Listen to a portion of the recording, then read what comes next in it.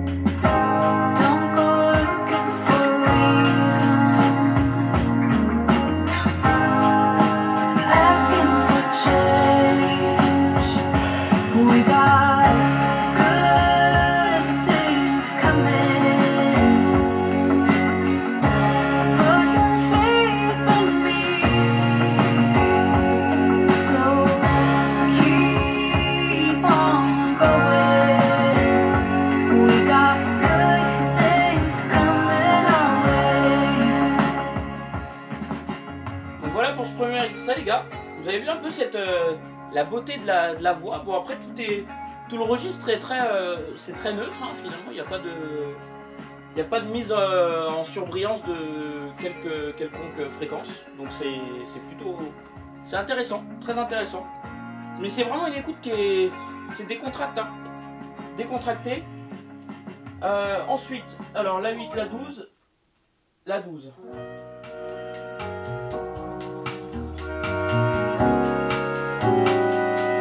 Écoutez bien les détails.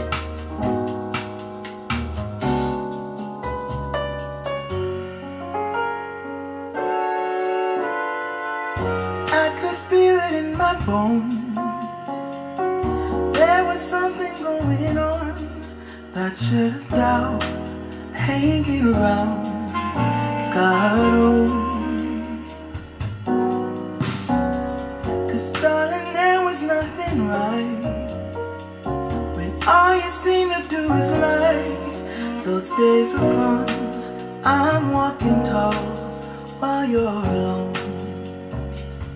When I think about the way we used to be, when I think about the things you took from me, I know that I am so much better. I'm better off. When I look at what I've done now that we're apart, when I look at what I've won, I've come so far. I know I'm so much better off. And baby, you don't belong. Your love was cold, heart made of stone. I'm just fine, I'm gonna shine, I'm alright. Alors les gars, vous avez vu comment que le son il est fin, il est détaillé. Et j'ai même envie de vous dire que ce petit terme leur va bien. L'aigu, il est ciselé. Alors c'est vrai que c'est un terme qu'on des fois on voit dans les forums ou dans divers tests de hi-fi, dans les revues. Mais là, ce petit côté, c'est comme ça que moi je le définis, l'aigu. Il est ciselé. Vous voyez à l'écoute, c'est comme ça, j'arrive pas à vous l'expliquer. Mais là à l'écoute, c'est comme ça que je définis moi un aigu ciselé. Voilà. Vous voyez, comme ça on peut mettre des mots sur des sons. Pas sur des images, mais là sur des sons. Vous voyez, ça c'est pas mal. Donc, tiens, bah, je vais faire un petit truc. Regardez ce que je vais faire. Parce que sur mon ampli, le Denon, j'ai l'option Loudness. Donc ce que je vais faire, c'est que je vais juste l'activer. Vous allez voir que ça va être un petit peu relevé. Donc la signature V, le grave, il y aura un peu plus de grave et un peu plus d'aigu. Et peut-être que justement ça pourrait vous plaire. Je dis ça parce que des fois, tu écoutes à bas volume. Je dis, si tu ressens un peu de manque, tu vas faire ça. Et puis voilà, peut-être que ça va te combler. Voilà. Alors attends, t'es prêt? When I look at what I've won, I've come so far. I know I'm so much better off. Baby, you don't belong. Yeah. I know I'm so much better off. Now, baby, you don't belong. Mince, je voulais justement le loudness, je voulais l'enlever au moment, mais bon, vous avez pu voir la différence directement dès que je l'ai activé. Vous avez vu un petit peu les deux extrémités du spectre qui se sont augmentées. Donc, ensuite, je voulais vous passer donc la 16. Oh.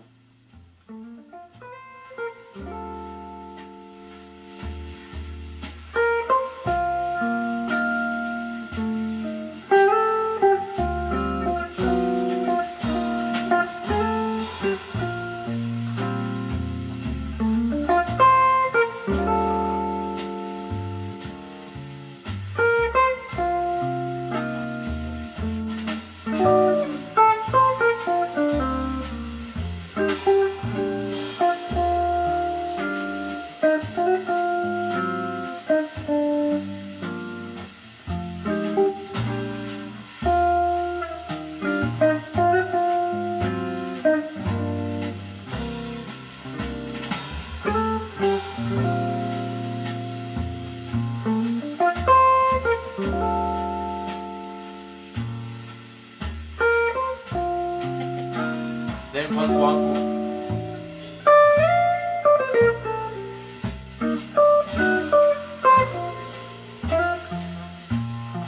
Il y a de la sensualité qui se dégage quand même.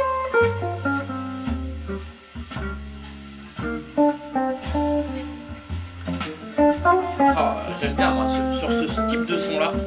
J'adore.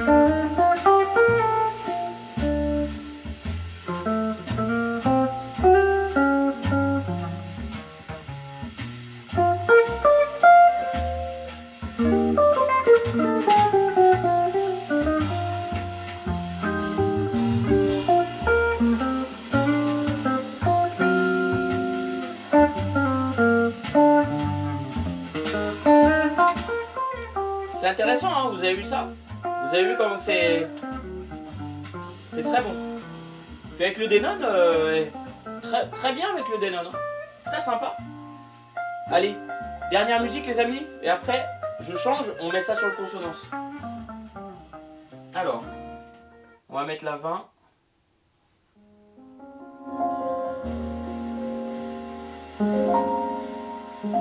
On est toujours dans la sagesse, tu vois.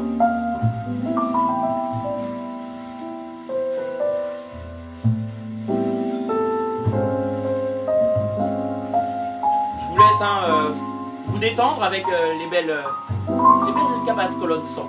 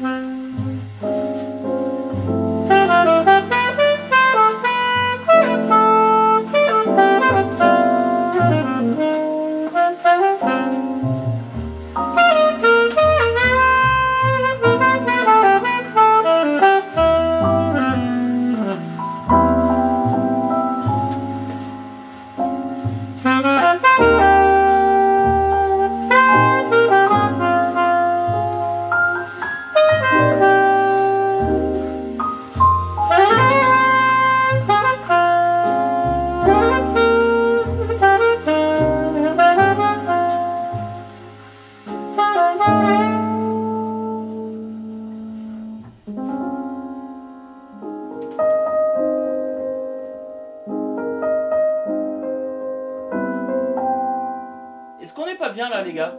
Vous avez vu ça un peu? On est vraiment en détente. Hein. Là c'est vraiment tranquille. Alors mais vraiment tranquille de chez tranquille. Ah c'est très apaisant. Voilà, j'aime beaucoup cette petite écoute très feutrée. Voilà, on est bien. Vraiment on est bien. Il y a du détail mais ça n'en fait pas trop. Et voilà, et c'est ce qui me plaît du coup dans ces enceintes là. Tu vois, on peut varier les plaisirs, hein, vraiment. Donc là, je vous ai pris je vais vous montrer quelques albums hein, que justement moi j'écoute avec les... que j'écouterais bien avec les cabasses. Bon, je le fais pas, vous le connaissez avec les droits d'auteur, machin.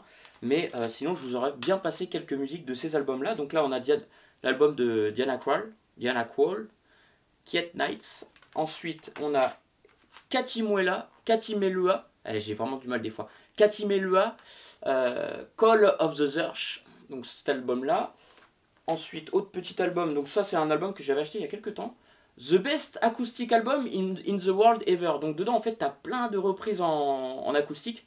Il est très très bon, tu vois. Tu as, du Coldplay, Ben Harper, Radiohead, Everclear, Shelby Lynne, Joseph Arthur. Enfin, tu as pas mal de... Tu en as beaucoup, hein. Tu as 2 CD. Donc ça, c'est très bon. Pour ceux qui aiment l'acoustique, allez-y. Ensuite, là, j'ai un album de Jim McNally. J'ai dit Mark Johnson et Adam Nussbaum. Voilà, un petit album que je vous conseille également. Là, on a... Bon, ça, c'est un très grand du jazz, hein, Chick Corea. Donc, Chick Corea, très très bon ces albums.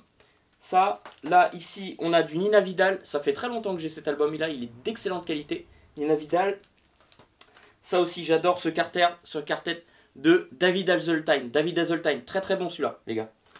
Ensuite, bon, on a un classique hein, de Dave Brubeck. Voilà, c'est Gone with the Wind. Voilà, Dave Brubeck. Bon, on connaît bien hein, Dave Brubeck. Ça, c'est un album qui est trouvable partout. Young Sunna aussi, très très la voix de cette chanteuse est très très belle. En plus, même les enregistrements sont excellents. Là, on a autre chose, c'est Malia Convergence, voilà, avec Boris Blanc, qui est un très grand producteur, que vous devez connaître, voilà. Boris Blanc, les gars, regardez. On dirait un peu le Man in Black, tu vois, des temps modernes. Le Man in Black de la hi-fi.